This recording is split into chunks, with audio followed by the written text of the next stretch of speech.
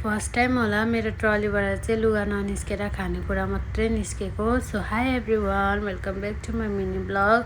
र आज चाहिँ म केरेला जाँदैछु भनेर म चाहिँ बिहान उठ्यो अनि छोरा चाहिँ सुतिरहेको थियो। अनि छोरा उठेर मैले छोरालाई माया गरेँ होइन, अब म जाँदैछु भनेर। छोरालाई पनि मैले मम्मा मलाई माया गर न, अब मम्मा जान्छ भनेको नि त। अन्त छोराले पनि मलाई यहाँ माया गरिरहेको थियो होइन। अनि म चाहिँ रेडी भएर निस्केँ। अन्त रेडी भएर निस्केपछि चाहिँ अब नानीलाई छोडेर आएपछि चाहिँ मैले त्यस्तो भिडियो बनाउनु पाएन, किनभने मलाई भिडियोमा अनुहार देखाउनु पनि मनै लागेको थिएन।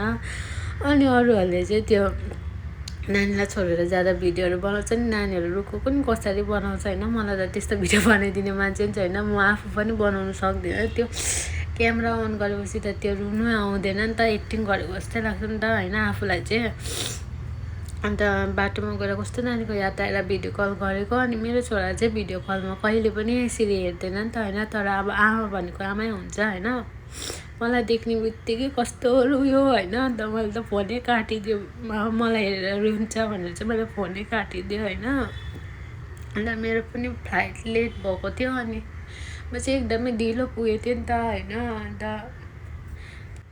अनि पुग्ने बित्तिकै मैले चाहिँ यहाँ साग पनि ल्याइदिएको थिएँ नि त होइन। अन्त बुढाले ल्याउनु भनेको थियो नि त, अनि बिग्रिन्छ भनेर चाहिँ मैले खोलिहालेँ। अन्त ट्रलीमा चाहिँ मेरो योपालि केही सामान थिएन नि त, नानी मात्रै पुगाउनु गएको भनेर चाहिँ। अन्त मैले डल्लै खानेकुराहरू मात्रै ल्याएको थियो।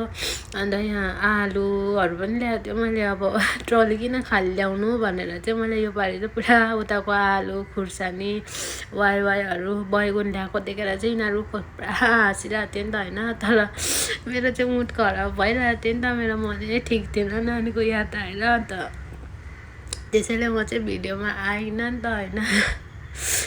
अनि यिनीहरूलाई मैले सामानहरू ल्याइदिएको थियो, यिनीहरू चाहिँ पुरा खुसी भइराखेको थियो होइन। अनि मैले यिनीहरूलाई अचार पनि भक्कु ल्याइदिएको थिएँ नि त, अनि यिनीहरू चाहिँ धेरै खुसी भइरहेको थियो। सो आजको लागि चाहिँ यति नै आयो। तपाईँलाई भिडियो मन पऱ्यो होला। बाई बाई गाइस, मलाई पनि सपोर्ट गरिदिनुहोस् होला अलिअलि तपाईँहरूले।